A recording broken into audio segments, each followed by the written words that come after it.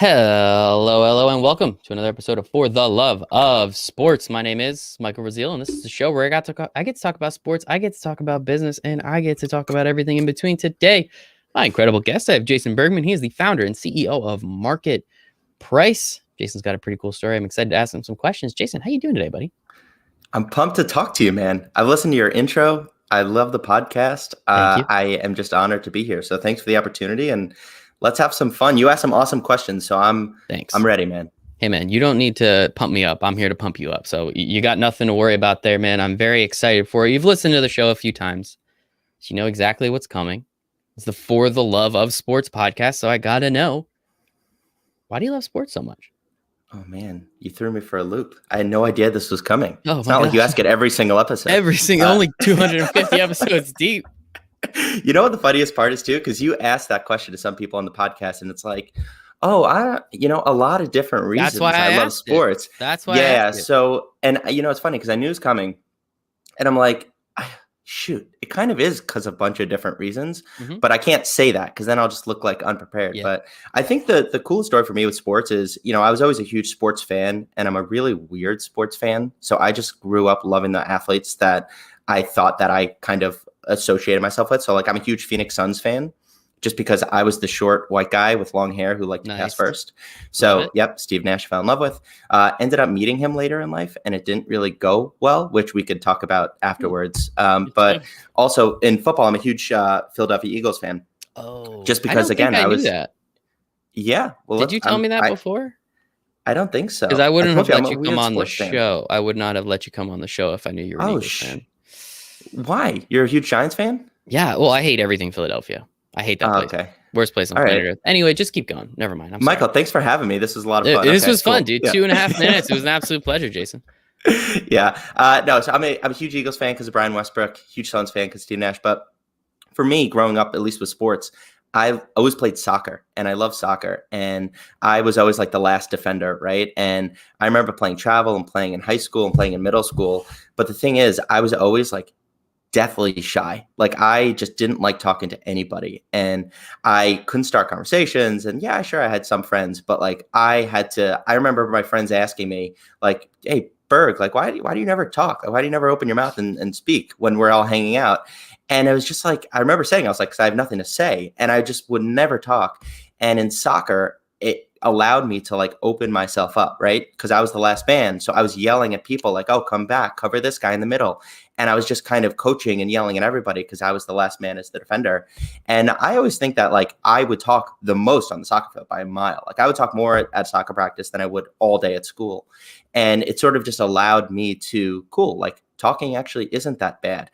And I can yell and I can open my mouth. And it is actually fun communicating with other people. And I know it sounds a little silly, but that was one of my like biggest sports memories where, again, I was really shy. And then on the soccer field, I was just, you can't tell I'm a video comp 5'7", but like, you don't want to see me. You don't want to be an attacker when you have myself and the Roslyn Dogs defense coming at you. And that's something that allowed me to and gave me a lot of confidence, even just as a person being on the sports field. So that laid a really awesome foundation for why I really love sports. Yeah. And I think that it's really important to understand, right? Like, you get into sales pretty quickly in your career. Probably not going to be great at sales. Yeah, probably can't be good at sales if you're not interested in talking to people, right? If you don't have that ability to communicate and have a real conversation with someone, you're probably going to be terrible at sales. Shout out everyone out there. Now, you can learn that. You can get better at it, of course, and that's the important part, right? As both of us, I'm sure, have. But it's real difficult to get into sales if you're that shy, because have fun making 100, 200 phone calls a day, sending 150 emails, getting rejected consistently and constantly. It's not that fun, but when you do get those sales, it is pretty sweet. So I do want to hop into that aspect of your career. You started out a couple places, you did some stuff, but the one that really shouts out, you were the sales manager at Open Sponsorship. You were one employee number 5? 3? What First was sale, it? first sales hire. Okay. So it's two developers, the CTO, and then just a front end developer, the CEO, and then myself. I came on board as the first sales hire. So like, let's sell this thing. What are we Yeah. selling, and who are we And selling it to? yeah, what am I doing? This sounds like fun, but what am I doing? Like, Yeah, I think yeah. open sponsorship. So I've had people from open sponsorship on here. I've had people from Open Doors on here. Now I get the opportunity to speak with you, MarketPryce. And now all these companies do something similar, but they all do it differently. So I'm excited to jump into Mhm. MarketPryce. But I'm kind of curious from your standpoint, right? You had a couple jobs, you were in full-time career for a little while, then you get this opportunity to work at a company where you're going to get to work with brands, you're going to get to work with teams and leagues and Yeah. athletes. As you said, you love sports, you love doing all that stuff. What is it like outside of that? What is it like hopping into a tech startup as employee number 4? That has to be wild, I'm assuming, right?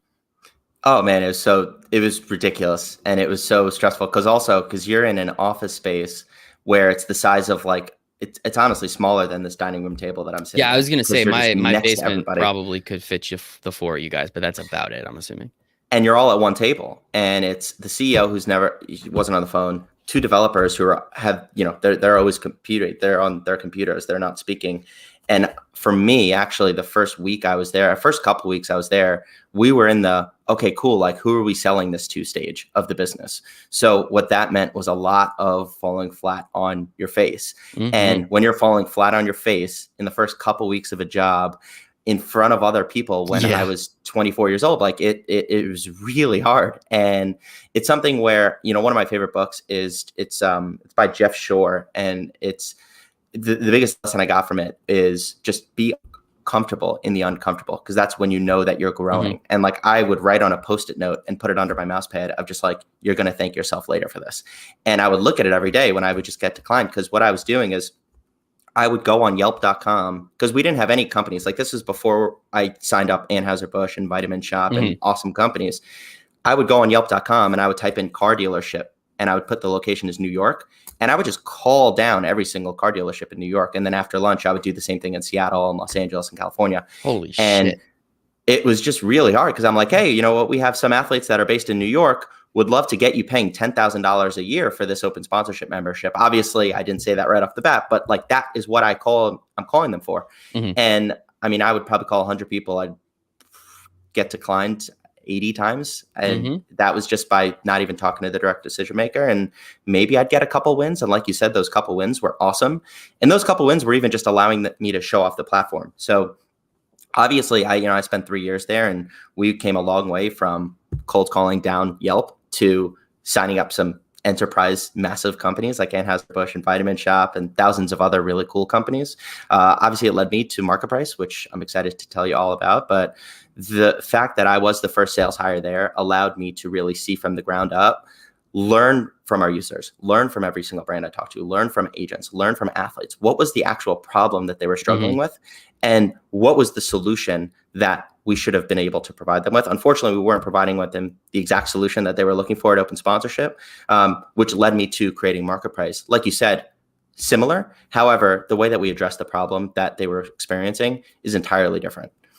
I think it's right. It's really important. As you said, you looked at that notepad every day. You'll thank yourself later for this. And here you are doing some pretty cool stuff that I'm sure you're like, pretty grateful I did all those, called every single car dealership in Seattle. But doing that in front of like, it doesn't matter if first off, I don't believe anybody really loves sales. I think people love making sales, but the all encompassing sales, nobody loves getting rejected. Like literally our brains are like, we don't like this. So biologically, psychologically, not about it.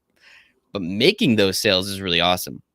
Yep. That's when you get those that hidden of endorphins, which is fun. But doing that in front of other people and then kind of like quietly judging you, I'm sure, and being like, why did you say it like that? And now I'm sure feedback is very, very important, right? Especially from the CEO who you're sitting across from, sitting next to. I'm sure that would be helpful.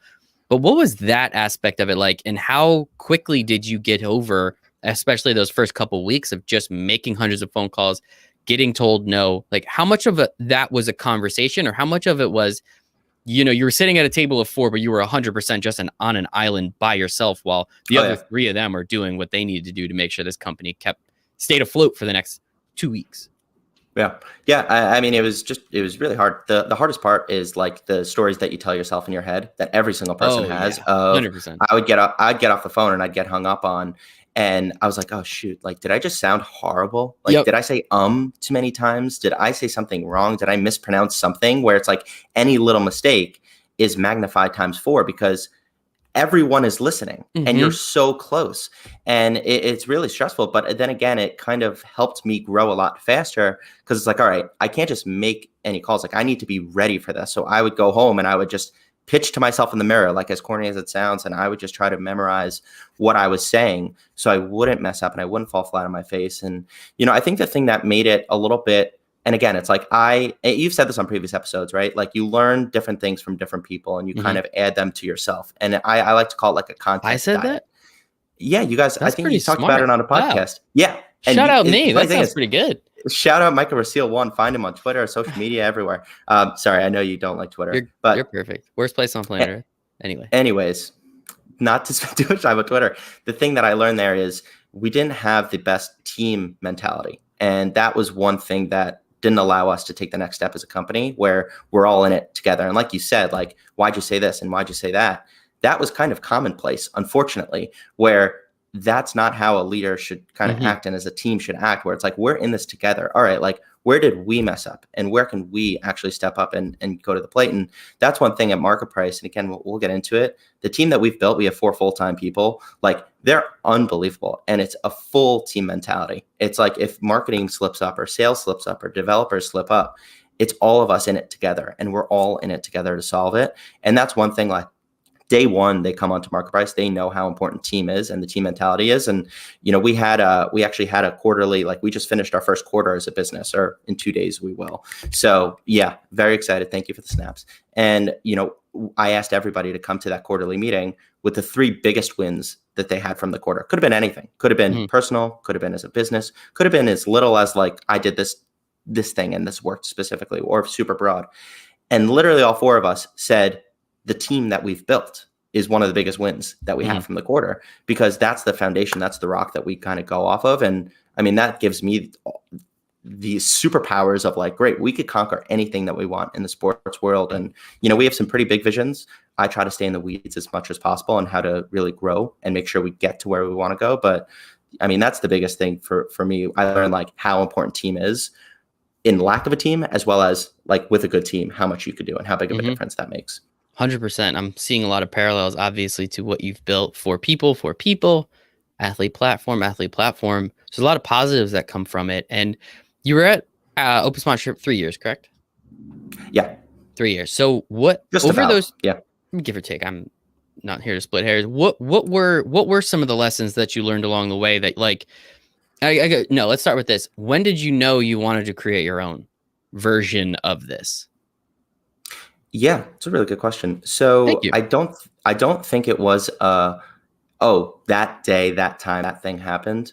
For me, I was the first sales hire, which meant I was signing up brands. Hmm. If brands signed up, if they had a question, they would be me.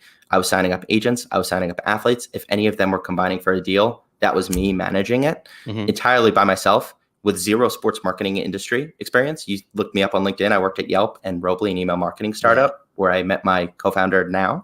But I had zero sports marketing experience. So I was learning on the fly, and I was supposed to be the person that was helping them do the deals better. And again, these were like athletes and agents and brands who have done this before. So it was a little bit of fake it till you make it in that sense. But the biggest real learnings that I had was of, like, when I wanted to get to MarketPryce is you need to be able to solve problems. And you touched on it earlier. And Michael, I love you. I disagree in the slightest. Just of the extroverts aren't always the best salespeople. Actually, introverts are really good salespeople. And I would definitely consider myself an introvert because of how important listening is and understanding the problems and being able to be like, cool, now you get to a point where you've heard problems so often that it's Hmm. commonplace. Yeah. They could look entirely different people, but if they have the same problem, a similar solution is going to work for them. And for us, the way that our business model was set up at Open Sponsorship, it didn't align perfectly with the brand's problems and the athletes' problems and the agents' problems. For example, we were charging brands a membership of $400 or $800 a month to get access to the platform. And then they had to pay athletes. And then they had to understand the ROI that they were getting. So what would happen is brands were leaving all the time because they weren't able to see like Facebook ads. You spend 5K, you'll get 25K in sales. It's pretty easy. Athlete sponsorship is not always the same way, for better or for worse. There's definitely ways that you can take advantage of it, but it wasn't a straight ROI, which led to a lot of brands kind of, when they were leaving, again, I was the one handling those phone calls. And I'm like, why are you leaving? And it's like, I can't understand the ROI. That was the main thing. For athletes and agents, we took a 20% fee. And that's something where I'm like, well, why do you like the concept of open sponsorship, but you hate using it? And they're like, because you take 20% of every single deal. If agents take 20% and you take 20%, what is the athlete left with? And I understand that. And I would always have to fight these users on this. I'm like, man, this is so frustrating. After 3 years, what if I just stopped slamming my head against the wall and made a business where our business model lined up with the success of the actual users? And you know, we have over 150 companies signed up to MarketPryce. We have over 500 athletes and agents, and we just finished our first quarter. It's because our business model perfectly aligns with those users on our platform, and our users love us for it. And that's been the really coolest part, where the best part about sales is, yes, signing people up, but when they're like, I love MarketPryce and this is unbelievable. And I look at our platform and I'm like, really? You love this? Like, we have so much room to grow already. That's the part where I'm like, you know, going to sleep with a big smile on my face. That is awesome. But yeah. Yeah. And I think, again, it's important to just understand problems. And that's where a lot of salespeople run into and slam their head against the wall. If you can't, you created a solution for what you think might be a problem, when in reality, that's all you did was just create more problems. And like, you might get paid for that solution and it sounds really cool and there's good things that can come from it, but then you have to fix all the problems that you made with your quote unquote solution. And you were in a really unique position, right? To show up at a company who I think is pretty revolutionary. Like, the way they set it up, you know, shout out all the people over there. I think like the way open sponsorship, open doors, they again, they sound similar, do similar things, but they're actually very different companies. And it's just such a cool thing, because now we're seeing companies like yours pop up, and I'm sure there's many, many more that are going to be happening soon too. And it's just for a way for athletes and brands to connect, because, you know, we have this thing called the internet. So why don't we use it, right? Like, why don't we utilize that and let people do what they want to do? And I think that's the important part. And so with that, as you said, you know, you kept hearing the same problems, You didn't or weren't or couldn't create the solution to fix those problems. When did you start writing down all those problems and being like, this is how I would do it? This is how I would do it. Because you seem like the kind of guy that writes stuff down, if I'm not mistaken.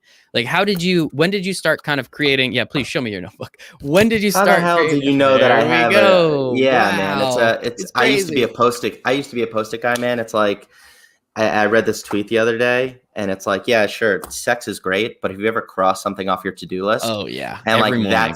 That's me, like the 100% to-do list cross off. So absolutely. Well, to each his own. We'll start with that. To each his own. I just want you to be happy. That's all that matters. No, I'm kidding. Yeah. But no, in sincerity though, when did you start kind of putting some of these ideas down? When did you start having like this is how I would do it, this is how I would do it moments? Because as you said, there was never a specific time that you wanted to create your own thing, but at some point along the way, you probably were like, man, if I had control of this thing, this is how I would do it. And when did that start to culminate?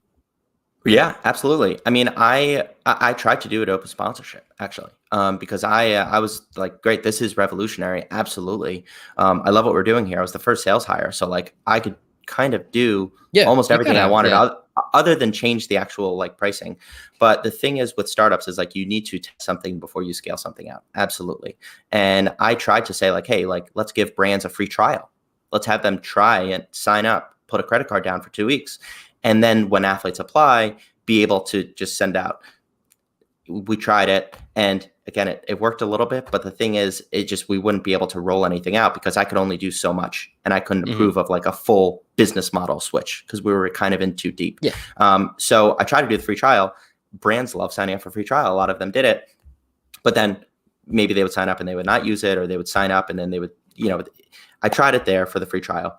Then I thought, well, for agents and athletes, what if we didn't charge them what if we didn't charge them a commission and we just charge them a membership fee? Because everyone wants a return on their investment. If we take 20% of their deals, they're always going to try to go off the platform. They're going to see, let's say, Oliver's Apparel, go on LinkedIn, find the marketing manager, send them an email directly and go off the platform. So why don't they instead of giving a percentage, why don't they sign up and they would pay like a monthly membership where they'd be able to see, cool, like if I sign up and it's $100 a month, but if I close a deal for $1,000 and I take 20% of that, I just doubled my investment. Mm-hmm. That's black and white, like, great, cool, this is working or it's not working. So I said, cool, let's try to pitch agents on this. And again, agents were kind of receptive to it, as receptive as it is to pay up front for something. Mm-hmm. But again, we didn't roll it out at open sponsorship. So for me, actually, and I had an idea of like, cool, brands can't pay a monthly membership because then they're just going to keep leaving. We can't take a percentage of any type from this deal because then we need to lock people on this platform. And, it got to the point where we were like blocking phone numbers and blocking email addresses. And I'm like, that's not the best way to go about doing marketing deals. Yeah. And it's something where I knew that we had to charge athletes and agents this membership. That was the only scalable way to go about this. So towards the end of my time at open sponsorship, I actually started my own sports marketing agency. Mm-hmm. And what I did was, because I'm like, great, I can ask agents if they want to pay for a membership, but I've never been an agent to see how big of a problem this is. I've talked to a bunch of them, but let me see actually how hard it is to contact these brands and where the problems persist. So I started my own sports marketing agency. I made an Instagram account, basically. That's why I do the air quotes. And I DM'd probably a couple thousand athletes on Instagram. I probably DM like 50 a day, and then I get blocked. And then I would just go about it the next day. And I would say, look, I've been in sales my whole career. I've started working in sports marketing. I would love to be able to bring you marketing deals. I don't want anything exclusive, and I want 10% commission because I'm not doing it for the money. And I got 12 replies, and 12 people said yes. And that's a horrible percentage, 12 out of a couple thousand. However, it's more than zero. And it allowed me to do reach out on behalf of these athletes and say, hey, this is my agency. Here's the athletes I work with. And it allowed me to go through the full sales process. I used open sponsorship. I used open doors. I did cold email. I did cold outreach. And I saw as a sports agent where the pain points were. And it wasn't the actual deal of like the transaction. It was what companies are out there, who's the right person, when are they looking to work with athletes, and how can I contact them quickly and easily? So MarketPryce, what we've built off of is that for 1.5 years, me being an agent, how can I make my life as a sports agent a lot easier? And that's, again, like we built our solution based off of a problem to solve a problem, not because it's bright and shiny. And that's been the coolest part of what we've done with MarketPryce. And again, it's been a great sales story. Hey, I was in your shoes. Is this something you struggled with? Is this something you struggle with? And every single agent's like, yes, this is exactly what I experienced. So that's why it's been received so well, at least. And again, it's set us up for a really long-term success. Yeah. And I think that's the important part, right? It's, you have to be scalable in some fashion, but as you said, you can't scale until you've proved the concept, which, as you said, you've had 150 brands, 500 athletes, or do I have those numbers reversed? No, you're correct. Oh, nice. Been listening. Good job. And not only did you start your own sports marketing agency to really figure out exactly what those pain points were, as you said, but that was kind of your side hustle at the time, because you even noticed like, hey, like, can't totally just do this, especially if you're not doing it for the money. You're only taking 10%. Some of these deals, maybe $2,000. That's great. It's only $200 in your pocket. You only can get so far with that. What was that like? So you went and got a full-time job. You worked at Nielsen. We talked about how the ratings are fake. We don't need to get into that. Don't worry. Yep. But what was it like? And at any point along the way where you had that full-time job, you had that consistent check coming in, you probably felt really comfortable. Were there any points along the way where you're like, I could just work at Nielsen, right? I could just work in this aspect of the business. I like marketing. I like strategic marketing. Do I really need to build out an entire platform and put all my money on the line? Did that thought ever cross your mind at some point? Yeah. The thought of, do I really want to do this? Yeah. And kind of go into it. So I hear you. No, to answer short. For me, all the money, all the time, I actually didn't take too much risk. And I can tell you why. I found a co-founder, Shahryar Khan. I worked with him at Robley back in the day. Sherry. And shout out Shahryar. Hope he listens to this. Yeah, it's okay. He's busy reading a book on AWS and infrastructure, and he's awesome. But basically, cool. No, it sounds like a horrible manual. So I'm all about reading nonfiction and like learning, but that's something where it's like that. No way, sorry. Actually, I did read a really good book by the CEO of Twilio called his name's Jeff Lawson. It's called Ask Your Developer. Basically helps salespeople talk to developers, talk in the same language. some really good stuff for any founder Yeah, who that works with a tech probably team. sounds really important. But I know some people who it send was that great. book too. Yeah, I'm gonna send that. I'm gonna send that book to people. That sounds great. I love it. Thank you, Jason. Appreciate it. Yes. So it's great. Highly recommend it. And yeah, it's just for with Shariar, I had this idea, and the only thing I knew is the problem, what the solution needed to be. I started wireframing it and drawing it out what it could look like. I knew it couldn't have open in it. It couldn't be open price because open doors and open sponsorship. It had to be Yeah. something different. But with building it, I actually looked into building it myself with like a no code website, and I went about it. I spent a few hours doing it. I'm like, no, this needs to be totally customizable. And I was like, well, what developers do I know? And I signed up to a few websites, and I tried to find different founders. And I still follow Shariar on Instagram, or I did years ago before we started this. And man, like he's always like just hustling. Like he worked at this company, Zeal. He was always doing real estate on the side, and he always had that entrepreneurial mindset. So I was like, why not just reach out to him? Kind of like the Instagram DMs to the athletes. Why not just do it? Like the only thing I'm losing is time. And that's something I wanted to try. I pitched him on the idea. He loved it. And it was something where he actually spent a lot of time building MarketPryce from February of 2020, right before COVID hit, to our launch just last January, a couple months ago. I think the coolest part for me, and again, I say it all the time, but it's one of my favorite quotes. Reid Hoffman, the former founder of LinkedIn, everyone is the hero in their own story. And it's something where I needed to understand from Shariar, like what he wanted to do and why he wanted to do it. Because anywhere between February 2020 and January, he could have been like, screw this, it's not my idea, and drop it. But what he did was the exact opposite of like, I'm going to knock this out of the park. And the funniest part is a couple weeks ago, he FaceTimed me. He's like, look at this. And he showed me this journal entry that he had from, I think it was December 2019. So it was before I reached out to him with MarketPryce. And he wrote a journal entry to himself that, and the creepiest thing ever, journal entry to himself saying that he's going to start a company and have 2 full-time employees in the next year. Love it. And I was like, dude, you said that before we started MarketPryce and before we have right now 2 full-time employees? He's like, yes. I was like, that's unbelievable. And it's just meant to be. And, you know, it's just being able to find people on the same mission as you are. And our full-time employees are the exact way. But I know it's a little kind of tangential, but for me, it wasn't that risky because all I had to do was kind of stay in constant contact with him and help him build this and help really share like, cool, as an agent, here's the problem I was struggling with. So here's the tool that we can build to solve this problem. And yeah, I mean, working from home gave me a lot of extra time to do that. It gave me a lot more energy. Yeah. So I think it was a nice mix of really everything. And with your time at Nielsen, when were you comfortable saying, okay, like now I'm, not that you weren't 100% in, right? But like, you know, quick math, you spent about 8 to 9 hours at your other job, right? So at what point did you say, okay, this is it, this is done, I'm out, we're going 100% day and night, whatever I can do to make sure this thing succeeds? Yeah. Yeah. It got to the point where I wasn't working the 8 to 9 hours a day, working from home. I know everyone is saying that.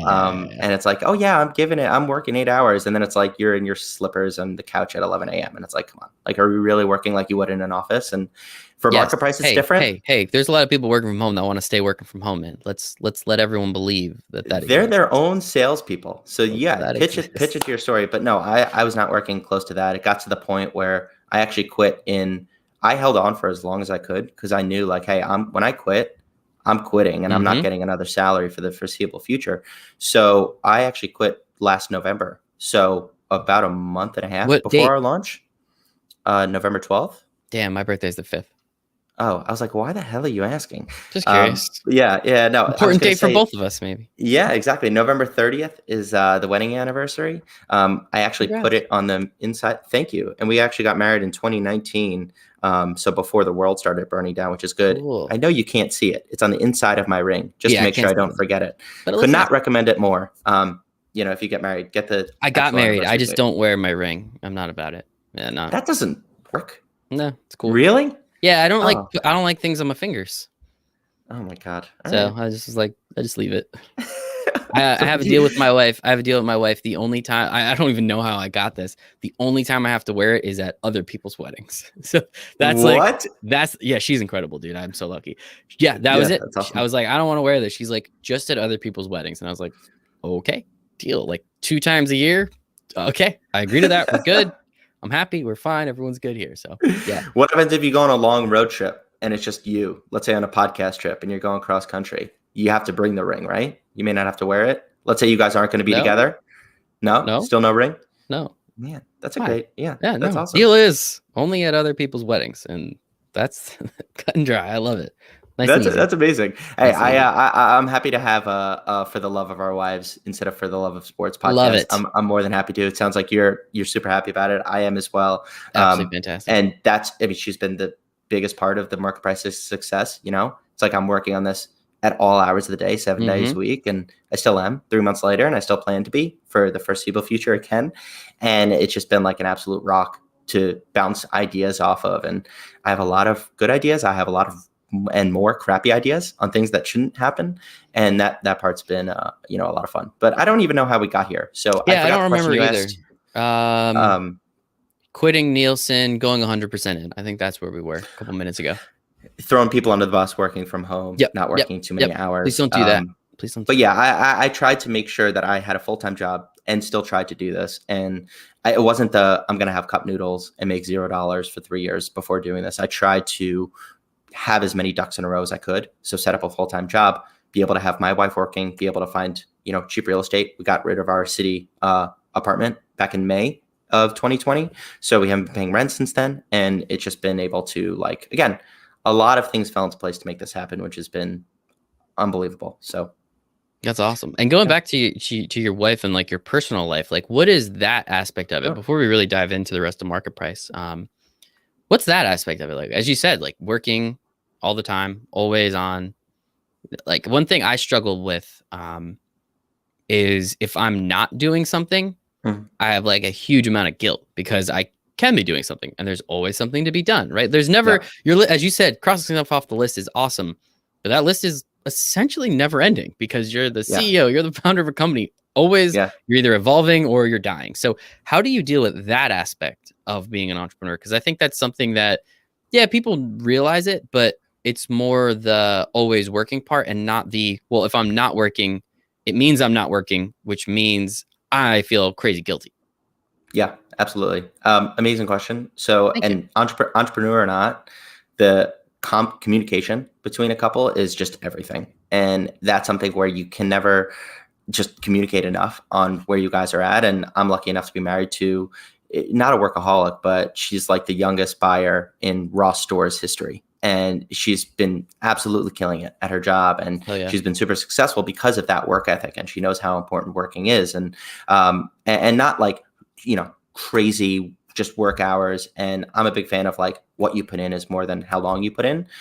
With that being said, I'm still working from the second I wake up until the second I fall asleep. But not every single day I'm like that. And the thing is, like, if she has another show to watch or if she's kind of doing her own thing, she understands that this business is so important to us as a team. Again, like we're in it together. So the more I'm working on the more I'm pushing the company forward, the better off we're going to be later on. And it's something where I call her like our CTO, like our chief therapist officer. She's like unbelievable. And she is able to help the entire team move forward. Like she's in on some team calls. And we actually played a really cool game where early, because we started this over Zoom, and I've never met like the team, and we never met in person other than Sherry and myself. And I was like, we got to understand, like, we got to like try to replicate like the beers after work sort of thing. And I was like, great, cool. Like beers over Zoom, but not the awkward, like, how was everyone's weekend? I said, okay, everyone email Al, my wife, and give them 10 things that we wouldn't be able to guess about you. And she, in the Zoom call, read them out, and we all had to guess like who's who. And like one of them was like, yeah, I broke my wrist dunking, and it was super embarrassing. And I'm like, who's that tall to dunk? And we found out that Evan, our marketing manager, was like 6'4", and I'm like, that's awesome. That's great. You just didn't know too much about it. And it was a really cool way to like learn a little bit more about each other and just try to be a team and try to be a family. And I mean, she's 100% in on that. So she's bought in from the mission on day one. And it goes back to your question of like, should I even do this? Who do you think was in my ear every single day saying, Yeah. do it, do it, do it? So yeah, it's all about communication, being able to stay on the same page, and the communication to stay on the same page as bumps in the road happen. I love that. And so a little bit more about MarketPryce. I mean, we kind of understand what the concept of the business is. We've kind of spoken about it throughout, but tell me, like, what's the elevator pitch? What's the bring? Hello, I'm athlete X. Who's this? Like, what do you tell people when you get on the phone with them? Yeah, so it depends on who's on the phone, brand, athlete, or agent, a little bit, but elevator pitch is, two-sided marketplace, connecting or empowering brands and athletes to connect directly within 2 clicks. And that's something where if you're athlete X, so if you're like some secret professional athlete, Michael, I'm not sure if you are you? Maybe? I'm not, no. Played JV baseball, had a walk-off hit in one of my last games, claim to fame, that's about it. Yeah, that's wipe pretty that cool, off. man. Not bad, That's man. that's Not pretty bad. cool. Now I'm nervous. I'm sweating. I didn't know I was talking to some superstar athlete. No, so if you're an athlete, you're able to log in, create an account by yourself. Agents can create accounts for their athletes, and you're able to log in and see what we call campaigns. Think about like a job posting from different companies who have all signed up to MarketPryce because they specifically want to work with athletes today. That's why they have a live campaign running. So it's the right person at a cool company at the right time where they want to hear specifically from you, and you're able to apply to work with them in 2 clicks. And that's something where we work with CBS Sports, we work with Bleacher Report, we work with Fashion Nova and Zappos and Bet Rivers and some awesome huge companies, all the way down to really small companies. We work with like a dog CBD company, so CBD for your dog. We work with a men's skincare company. We work with PETA, the nonprofit organization for people against the ethical treatment of animals. And all of these companies are totally different in really what they do, but they all specifically want to work with pro athletes. So empowering athletes to find companies who want to hear from you and really take marketing into your own hands of, oh, cool, fashion company. Yeah, I love fashion. Oh, Hemper, which is a marijuana accessory subscription box where they send you subscription, yeah, I see your face. Yeah, cool. I went to college, so that would be interesting. Definitely be interesting. NFL and NBA athletes. No, thank you. Sorry. UFC fighters. Yeah, absolutely. Retired athletes. Absolutely. So to each his own, and you should be able to, as an athlete, be able to not only see the companies, but again, in literally 2 clicks, like you click the campaign, you click apply, you're able to reach out to that company, send a message. And I think the biggest differentiator with, you mentioned open doors and open sponsorship, not being the middleman, actually allowing these athletes and brands to connect, to allow them to get on phone calls, to allow them to email each other, to allow them to text. Other marketplaces do not allow that communication because then they'll miss out on their big 20% that they take from every deal. So we don't care about that. Yes, we have tools to help the deal process, but we're actually more so a marketplace, like a dating app. Seriously, like connecting these 2 people and letting them go their separate ways after they connect on MarketPryce. And that's the way that our business model is set up. Yeah. And as you said, it's a subscription for the athletes, right? So the athletes are the ones looking for the money. So you charge them $100 a month, right? Athletes, it's $49 a month. $49 a month membership. So you could try it out for 30 days. Leave afterwards. Yeah. And you can essentially, and brands, it's free. So you can, as an athlete, as an agent, you can just go in and say, this looks cool. And as you said, it's not just the right person, it's at the right time because they're running live campaigns. They are currently, the brands are specifically looking for athletes at this time. So, I mean, I've used those subscription platforms in certain ways. I'm sure you have as well, where it's, hey, here's the right person. And you reach out and they're like, no. It's like, oh, okay, well, that stinks. Well, now it's, here's the right person. And they're like, yes, we are looking for athletes. Let's have a conversation. So you can at least get to that point, which I think is really important. How do you find all the brands? Like, obviously you worked with brands in the past. You did your own little thing for a little while. You worked at open sponsorship. I'm not going to say you found contact information anywhere, whatever. That's not the point. How do you find all the brands and say like, hey, this is what I'm doing. It's free for you. Why don't you come on and let me know who the correct contact is? Let me know what your phone number is, because now you're going to get inundated with athletes. Like, that sounds great and kind of awful all at the same time, right? So what is the pitch to them to say, just give me all your information and let me make this easy for you? Yeah, the pitch is like the easiest thing of all time because it is free. And I like to call it more so, I'm sure you've heard of product market fit. I like to kind of call like founder market fit of that was my job, sales, since I graduated college, calling brands as car dealerships in New York, all the way to Anheuser-Busch and everything in between. So that's my specialty. That's what I'm really good at. And that's something where, as a founder, you absolutely need to know what you're good at and what your superpowers are. And I'm not sure if you read The Morning Brew, but Alex Lieberman, their founder and CEO, says this all the time.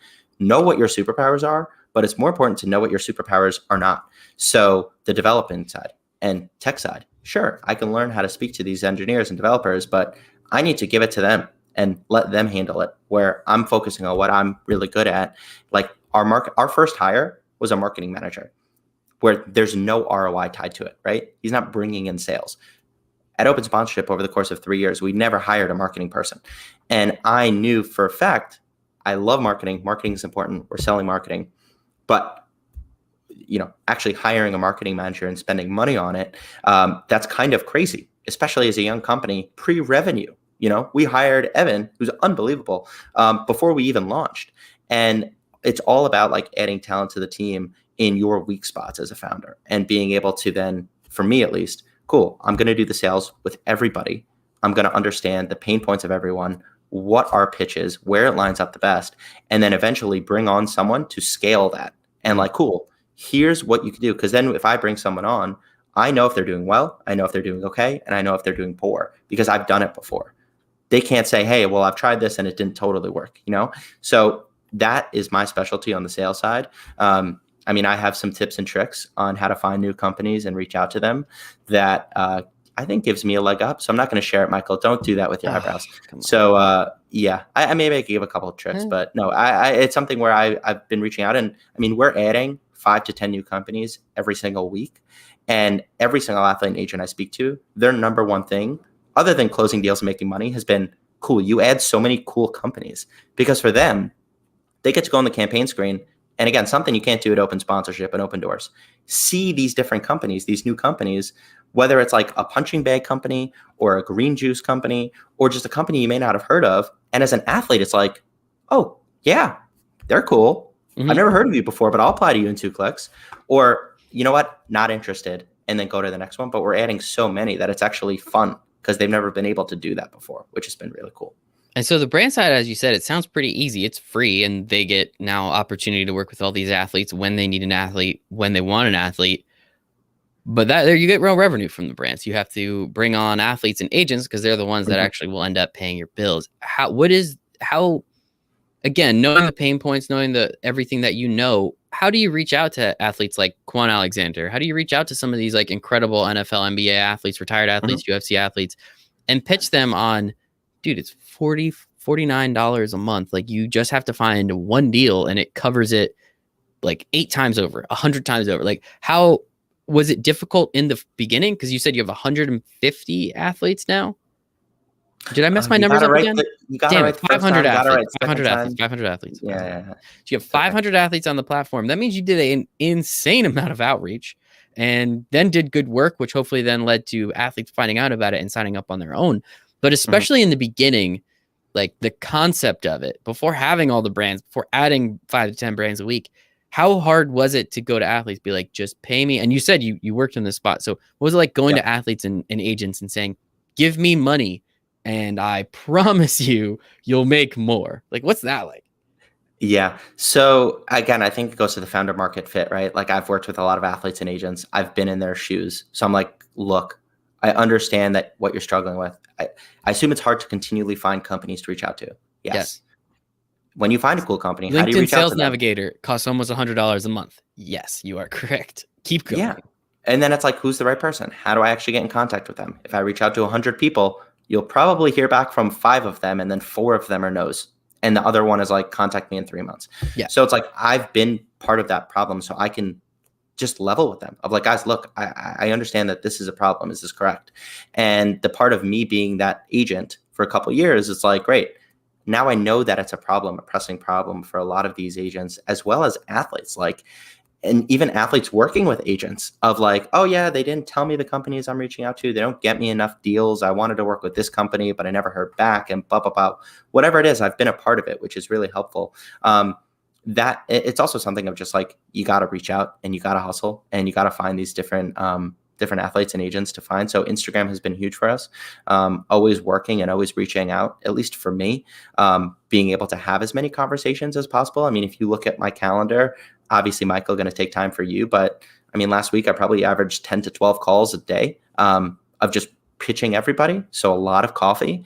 But again, the thing is, it's like the fight, again, not to get too corny, because I understand it's going to sound very corny, of like the fire inside of myself of like, I know that MarketPryce is an unbelievable solution that is so much better than everyone else out in the market, because we solve an entirely different problem than everyone else tries to solve. And that's been the most fun part for me. Of I could literally talk about it all day, every single day. And it's something where those people on the other side of the phone, they could probably hear it and listen to it as well. And they want to get part of the fun. Like I've never got off a phone call, at least in the first 3 months, and an agent or athlete's been like, I don't really see what you're trying to do here. I don't know if this is going to work for me. And that's crazy. Like every single person I talk to, it's like, that's a great fit for. And it's even better if they've used open sponsorship or open doors. Because I'm like, look, I hear you. You're trying to solve this problem. I understand why these platforms can help you. I made MarketPryce to help you with that exact problem that you're struggling with. So again, it's been genuinely fun. And again, I mean, we're just getting started, man. Like we're not even 3 months in, so I'm pumped to see where we can end up. Yeah, only a couple more minutes here, because if your calendar's full, I know you have a call coming up here in 5 minutes. So some successes that you've seen. I mean, signing up all these athletes, signing up all these brands is incredible. But what are some of the other things? Having a full-time team, right? Having 2, 3, 4 full-time members. What are some of the successes that you've seen specifically in these last 3 months that get you even more excited for the evolutions that are going to come to the platform, to the positives, to the changes that will inevitably be coming down the line? Yeah, absolutely. So if I didn't say the team is number one, but we've already talked about that. So None of them are listening. It's not a big deal. You're fine. Honestly, I hope actually you should I'm make sure them. is, You have to yeah. make them listen. Yeah, never mind. I take that back. You have to make them listen. You know the thing, you don't have to make anyone do anything. You got to find out what they want to do. Okay. And Yeah. MarketPryce Blah part blah of blah that. blah blah. You're the CEO. If you want them to listen, I would appreciate you asking them to listen. How's that sound? Yeah, I think big milestones. I mean, for me, it's got to be the 500 number. That's been amazing, just because that's product market fit, right? Like if we had 50 after 3 months, then it'd be like, oh, that's a little worrisome. We have over 120 companies signed up. Great, awesome, or 150 companies. We've been growing at a rapid rate, and that's just been full on adoption of what we're doing. Another cool milestone is we actually recently hit over like a dating app, like a match on a dating app. We passed over 700 matches recently between brands and athletes and agents. That's been awesome for us, because that's just the platform working and getting them to connect and getting them on a phone call or an email or getting them messaging on our platform. That's been just absolutely tremendous, seeing how many people are actually connecting. But then another thing too is just like, and this is something I've never done as a founder, right? At Open Sponsorship, I was in the weeds of every one of these deals. So there's a lot of things I've seen before. And there's a lot of things that I've been able to predict that what would happen, of like, this is why this user is doing this. This is why these users are doing this. And the thing that I haven't done is like continually learn from users on MarketPryce, right? Because we're still so young. So I think one of the coolest things is we started working on this tool, and it was actually called like after a free product deal, you're able to continue working with a brand. So an athlete, let's say, gets free product, and then they stop getting free product. And then they're like, now what? Like, what comes after this deal? We're building in technology, and we're testing out some really exciting things to help athletes after they get free product solve the, well, now what? What happens now? How do next? I get money? Yeah. And we're helping athletes actually put together proposals that we send out to brands with them for. And we've had a couple athletes close deals that are a few $1,000s just from free product deals, because they came afterwards. And that, exactly. And again, that pays for years of membership for these athletes. So it's a no-brainer to stick with us. But I think the point of that story was just like continually speaking with every single one of our users, which I do all the time, but then also being able to learn from their experience of like, what problems are you struggling with? And what solution can we build to help those problems? And that's again been a really, really fun part. But I think that's a pretty cool milestone as well, just being able to iterate and stay on our feet. I think it's fantastic, man. I think you guys are doing some really cool stuff, and this is like perfect timing to end the interview because either your internet or my internet does not want to cooperate right now. So, Jason, this has been absolutely fantastic. Sincerely appreciate all of your time. Looks like we're getting you back into focus here now. Jason, I don't know how big of a Yeah. delay we're on, but where can everybody find you on the internet?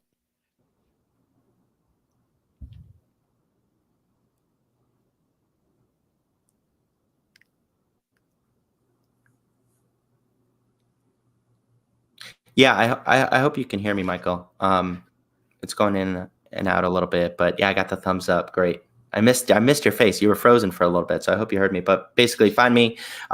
You could find me on Twitter, Michael Rasile's favorite place, at Bergman tweets. Just kidding. No, find us at MarketPryce, Pryce, and that's something where just go on our website, learn a little bit more about us, follow us on Instagram, on Twitter. For me, I'm Bergman Tweets on Twitter, Instagram, just Jason Bergman. But go check out MarketPryce. Like, you're not going to want to follow me. Go check out the company that is going to be doing some big things in the sports world. But still, definitely follow Jason because I'm sure there's some inspirational quotes and some motivationalness that comes out through what you do because you're reading books all the time. So we appreciate that. So we're up against it. I'll make sure to put everything in the show notes for everyone to check it out on YouTube as well on the podcast. But Jason, this has been absolutely fantastic. Sincerely appreciate your time and look forward to you crushing the game, man. Can't wait. Have a great day, everybody. I appreciate it, man. Thanks. Bye, everybody.